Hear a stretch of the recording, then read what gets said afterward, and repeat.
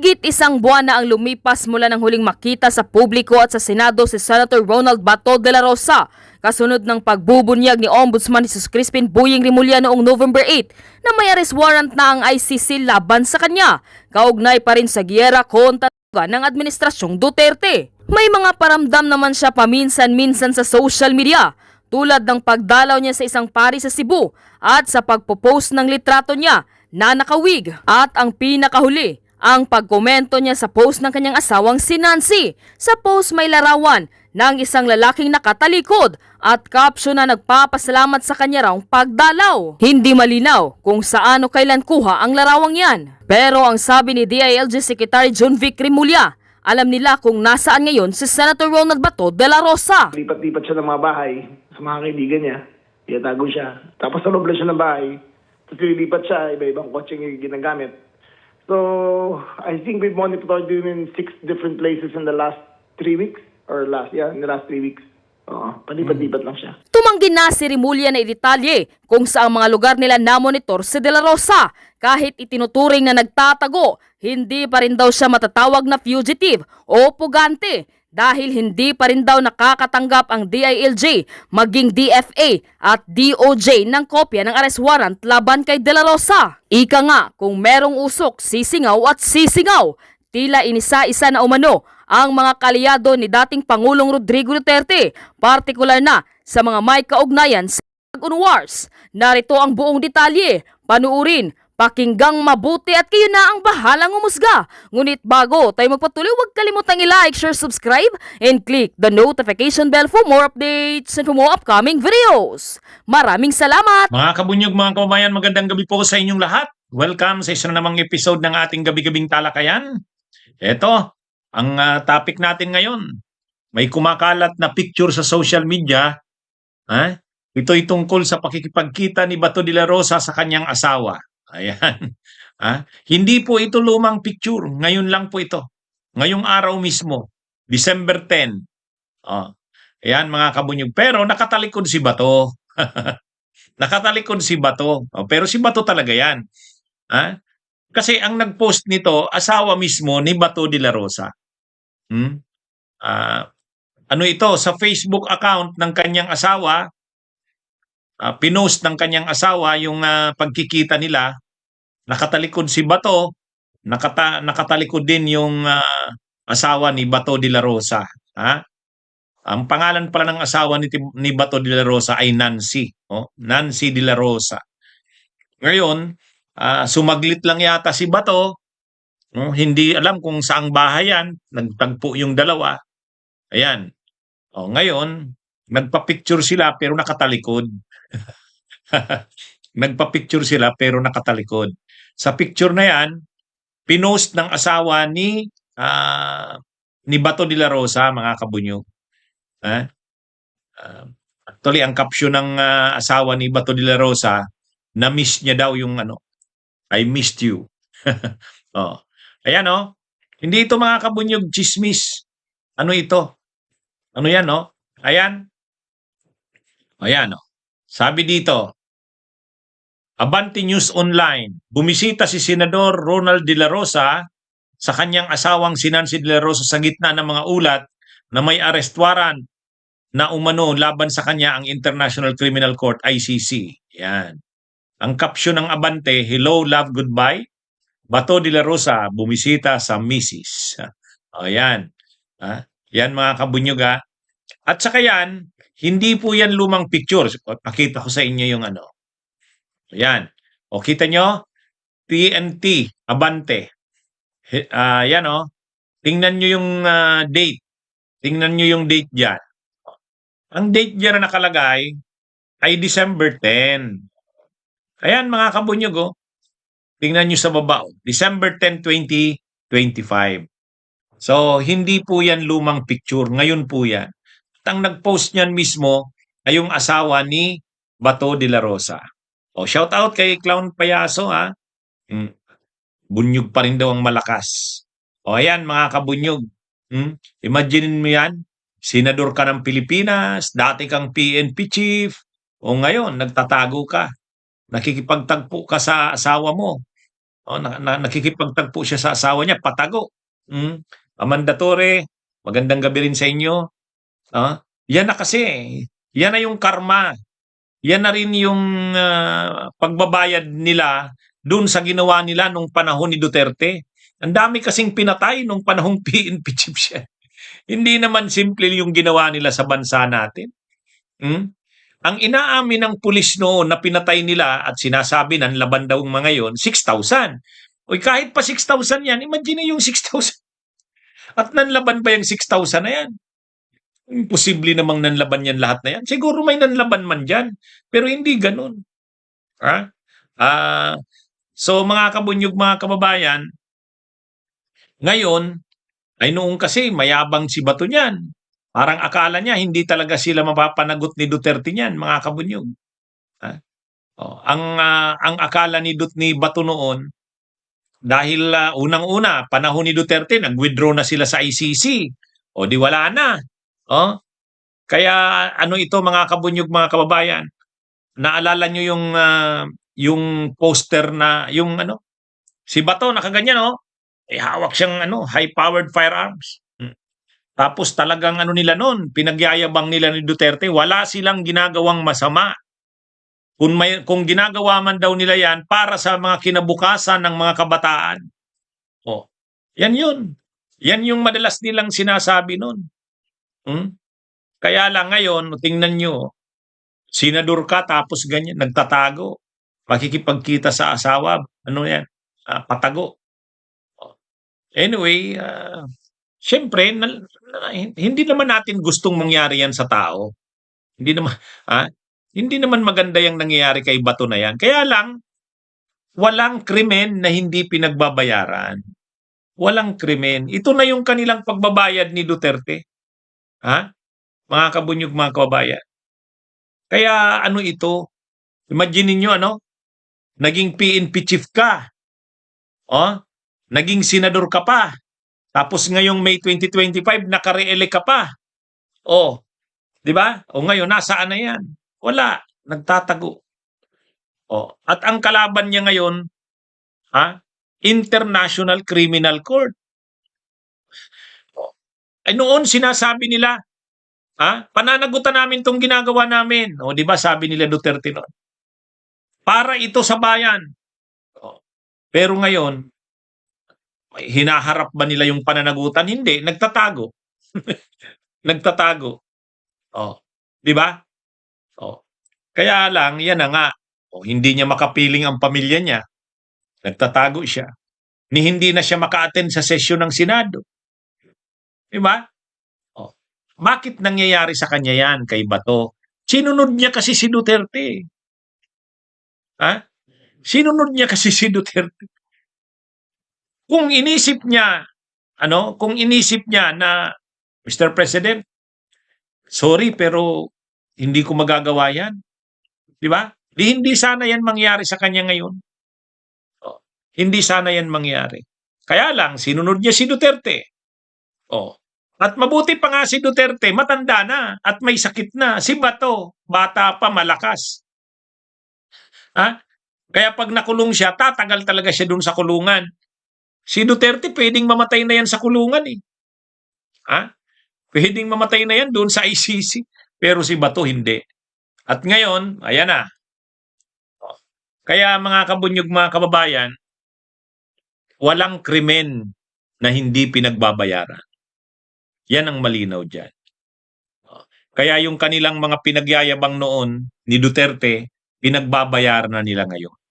Hindi nila yan iisipin na darating ang panahon mapababayad sila sa kanilang krimen. Yan na yun. Mga kabunyog, mga kababayan. Okay, magandang araw sa inyong lahat. Mabuhay po tayo. Ang hapon po sa inyo, kasamang Tony at kay Miss Rica. Hi, Senator. Thank you po again. At tama-tama't meron po kayong pinost sa, anong oras ba yun? Kanina, 9 hours ago. 9 hours na, ha? Oo, 9 sa hours. Facebook. Meron po kayong mga tinukay na mga pangalan, mga apelyido lamang na makaraw ay susunod na nasangkot sa ICC.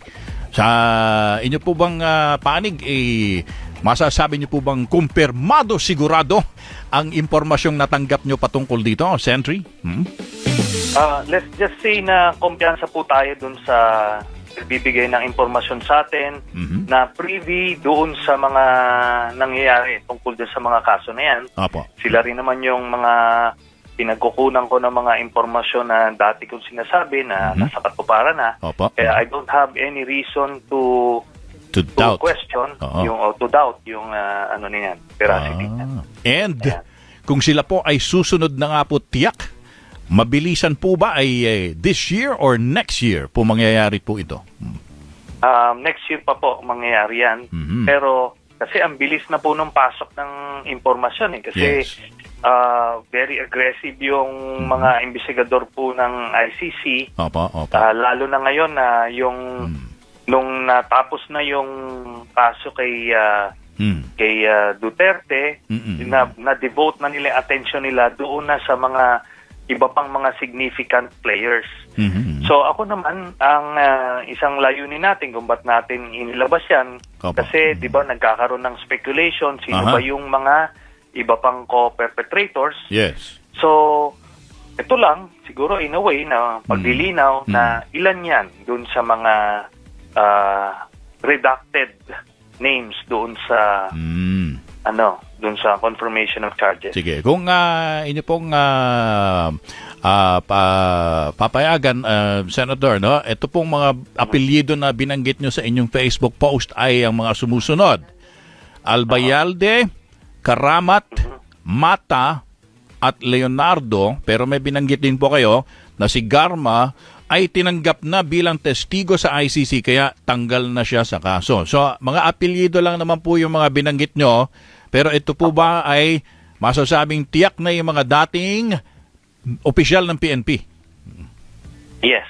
Yeah. Lahat po yan, mga retired or active members of the PNP. Ako naman, yan, hindi naman automatic na mai-issuean sila ng warrant kaagad. Opo. In fact, May investigation pa. hindi naman sila yung pinakang principal na mga players dito. Meron silang opportunity na patanggal dyan sa kaso na yan By turning witness, no? parang si Garma. Oo. Kasi ganun ang ginawa ni Garma. Aha. Ano siya co-principal siya. Kaso, nag-cooperate siya, edi tanggal na siya doon sa kaso. Ganun lang naman po yun. Anong balita niyo pong huli doon kay Garma, Senator? Kasi di ho ba ang unang sinabi ay pinayagan siyang lumabas ng bansa para makipag-usap sa mga opisyal ng ICC sa Kuala Lumpur, pero sa ngayon hindi na ho bumalik. Tama ho ba? Hindi naman ho talagang nababalik. Huh? Kasi yung mga testigo ho nasa labas. Kung sa ICC, Yeah. kailangan silang nasa labas. Kasi kung nandito si Garma, Delikado siya. kulong siya kasi may kaso siya Opo. Oo. Siya ay nasa labas, nasa kamay na siya ng mga ICC. Kaya nga natanggap na po siya. I see. O kagaya rin po nila Lascanya, silang Matobato, nasa labas na po hindi sila na bumalik. ng bansa. Marami pa po. but- Marami pa pong hindi talaga sila babalik kasi kailangan nasa kustodiya sila ng nung ICC. ICC. Opo, when we Para say... makapagtestigo sila. Opo, Senator, when we say nasa kustodiya ng ICC... Nasa pangangalaga. Oo, nasa pangangalaga na Nasa sila. They pangangalaga, surrendered yeah. themselves na. Sa dahig din po ba ito? Not necessarily. Not necessarily, basta't ang importante po ay ano sila, they Under have the protection. control of their persons para Oo. pagkakailangan nilang humarap Aha. sa trial ay readily available sila. So, parang naka-safe house, witness protection, ganun po? Yan, parang ganun. Okay, Witness sige po. protection. Opo. So, yan kasi nagkaroon ng confusion dahil tumakas daw, hindi Si Garma, hindi tumakas. Oo. Hindi tumakas si Garma. In Sa fact, halip. kaya nga siya lumabas mismo para maging testigo siya Oo. sa ICC. Opo. Yung mga binigay po ninyo na pangalan sa Facebook, Senator, hindi po ba ito magiging parang preemptive move para for them to, di natin alam, magtago, umalis, o hindi natin alam kung anong pwedeng mangyari. Parang yung isang Oo, senador, ganun ba, oo, na hindi oo, na oo. sumisipot? Pero hindi ko na masyadong ino-obvious yun. Ay, talaga lang. Di po ba ito presumptive act, sir, preemptive act, Senator? Hindi po preemptive yan. In fact, it's a way out for them. Kasi kung hindi na-announce yung pangalan, pag umabot yung investigasyon sa issuance ng warrant, bubulagain na lang sila ng warrant. Pero ngayon na alam nila na co-perpetrator sila, meron pa silang ibang mga remedies, which is yung ginawa ni Garma. To cooperate. Diba? Oo. Co-operate. Yes. So, nasa sa kanila yan. Gusto mo bang magtago habang buhay, kagaya ni Bato? Or mag-cooperate ka at maging malaya ka, kagaya ni Garma? At ito po yan, hindi lang yan. Yeah. Ang tanong dito kasi, tatanungin nila sa sarili nila, Oo. is this the right thing to do? Ito ba ay tamang gawin na mag-cooperate sa ICC? Yeah. Sa akin, maliwanag ko ang sagot dyan. Oo, kasi ito na, alam naman nilang mali yung ginawa nilang crimes against humanity, yung pagpapatay ng mga Suspects. Drug mga suspects. suspected. Oo. Suspected lang yun, Opo, oo. drug addicts. Oo. So, ito na yung kanilang redemption. Way yeah. to redemption. Oo. So, ganun lang naman yun. Di ba? Yeah. Kita mo yung ginawa ho dito sa flood control scandal. Di ba yan? Sila Henry Alcantara, Mga nagbabalik na ng mga assets. Oo. Nagnakaw sila, pero ngayon, sinasabi na nila yung nagko-cooperate sila, yan na yung panimula ng kanilang road to redemption. Yan din ito. Ganon din po ito para sa mga general na to. Kung sabihin nilang, inutusan lang kami, then sabihin nyo, bakit nyo kailangan pagpapakamartir para sa So, kumbaga, ginawa nilang mali. it works to their interest na sila ay makipagtulungan sa halip na sila po ay magtago or damputin ng ICC. Oo. Yun po. Yun na nga po mismo. Yeah. Ngayon na alam nyo na, nasa sa inyo po yan. Nasa kamay ninyo kung ano ang landas na tatahakin nyo. Okay. But if they go the Garma way, ay surrender ang sarili nila to assist ICC. What does it say about their belief dito sa justice system ng Pilipinas when it comes sa pag-uusap natin dun sa hustisya para sa EJK victims? Ito naman po kasi, ang sinasabi naman kasi dito, yung justice system sa Pilipinas, nag-work siya doon sa mga disadvantaged. Pero, pagka ikaw ay makapangyarihan, yamadong-yamado ka. Hindi ka nga makakasuhan. Biruin nyo, sa dinami-dami nung pinatay, pero hindi nga makakasuhan eh. Bakit? Kasi, sino naman hong piskal ang magkakaso niyan? Sinong investigador sa NBI magkakaso niyan? Iba papatayin sila eh. O sa sobrang walang pipirma, even yung judge niyan, sinong handle niyan. Yun naman po ang sinasabi natin na unwilling and unable. So it's not an indictment of the whole justice system natin. Dun sa mga ordinaryong kaso na wala namang political implications, nagpa-function naman sa mga private citizens, mga, di ba, nagkakasuhan, nag-work siya. But for the powerful, hindi siya nag-work. Ngayon, bukod dito sa 4 na pangalan na binanggit nyo sa Facebook post nyo, meron pa rin ho kayong impormasyon tungkol sa iba pang personalidad na maaring redacted din yung mga pangalan na hindi nyo pa nababanggit? Napabanggit ko na dati pa, si Bongo, nandoon. Tapos of course, si Bato. Tapos tapos may namatay na eh. Si dating PNP Chief Gascolan. Sila yon. Sila na yon. Sila na yan. Okay. Kaya, buo naman na yun eh. Ayaw din natin na nagkakaroon ng speculation pa. Sasabihin, si VP Sara daw ay isasama din. Hindi eh. Ako, kahit gusto ko mang masama siya, pero hindi sa kasama. Kaya hindi ko sinasabing kasama. Opo. Yun. Tama. Okay. Tama naman. And earlier, earlier nilalabas din yung pangalan ni former Justice Secretary Aguirre, Aha. o kahit na marami hong nairita sa kanya nung mga panahon yun, hindi ho talaga siya kasama. So, hindi So, ko hindi- siya sinasama. Okay. At least yun talaga na kukumpirma ninyo na yung mga ibang pangalan na yon na nababanggit noon ay hindi ho talaga kasama. Okay. Hindi kasama. Oo, hindi kasama. Yung Ngayon, kay VP Sara ho, na-mention siya ni Las Cañas yes. a few times, pero Hindi hindi po siya. enough yun Yeah. for the Oo. case to develop kasi mataas po ang threshold ng ebidensya ng ICC bago ka may issue ng warrant. Yun. Kaya ho yung mga kababayan natin na iniisip na ito si Duterte ay na project lang, na kidnap, hindi po. Kumpleto po, sandamakmak yung ebidensya laban sa kanya. Gumawa siya ng krimen. Yung po yun. Kumbaga, ano yun, sinertipikahan talagang merong dokumento at ebidensya.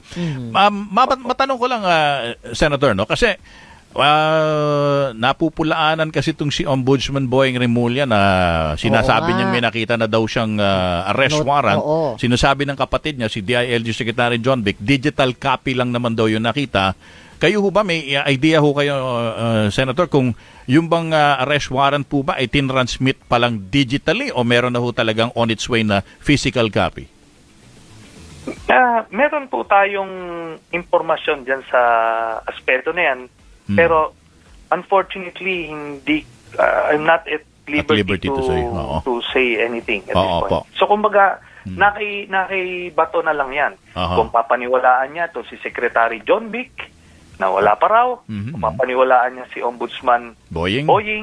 na meron na. Yes. So kumbaga, pwede siya magsugal. Pero Yeah. marami naman siyang matatanungan sa PNP. Meron ba dyan? Yung dami niyang Kung isisilbi na network sa dyan. kanya, oh. Oo, meron Kahit bang yun na lang. meron bang- Oo. Oh, tama. Kahit tip na lang, oo. Tama. Okay, tip. Meron ba? Wala. Oo. Nga po. Malalaman niya yun. O ngayon, pwede siya magsapalaran na Yeah.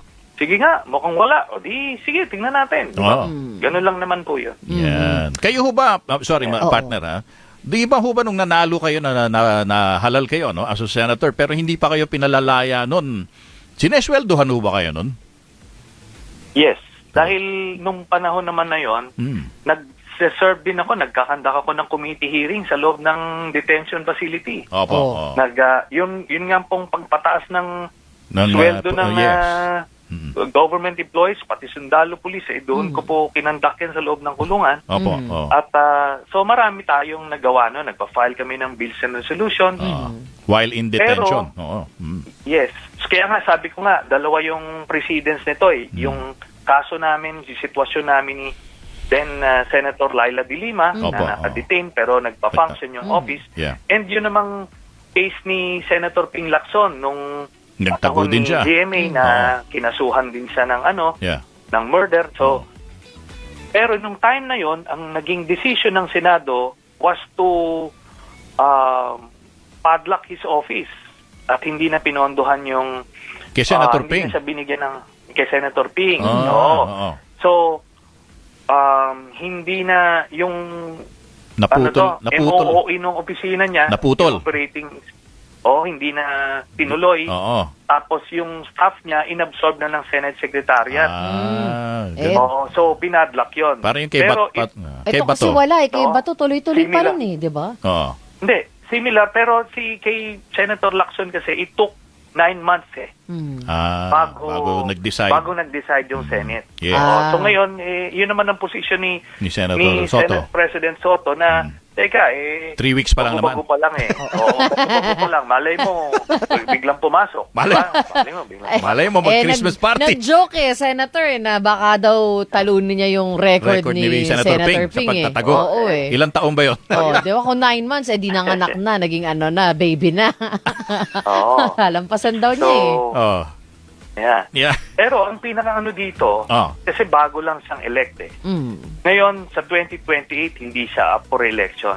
No, hindi na. Pero by then, pwedeng mag-decide na yung Senado to expel him. Kasi kung hindi na siya nagpa-function, para sa 2028, Bakante 13 na yung kukunin, Yes. yung mananalo. Oo, Yung top 13 para Madadagdagan hindi naman na. sayang yung representation ng taong bayan. Mhm. Di ba? Siyempre. Oo, kasi yun po yun.